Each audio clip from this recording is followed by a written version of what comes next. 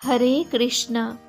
আমাদের সকলের উচিত পরমেশ্বর ভগবান শ্রীকৃষ্ণের প্রতি ভক্তি ভাব নিয়ে জীবনযাপন করা। খাবারের মধ্যে যখন ভক্তি প্রবেশ করে তখন সেই খাবার পরিণত হয় প্রসাদে।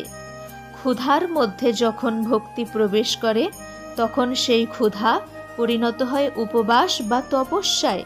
জলের মধ্যে যখন ভক্তি প্রবেশ করে তখন সেই জল পরিণত হয় চরণামৃতে।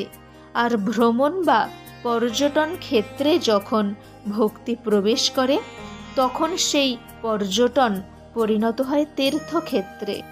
ধর্মের মূল ভিত্তি হল ভাব, ভক্তি এবং বিশ্বাস।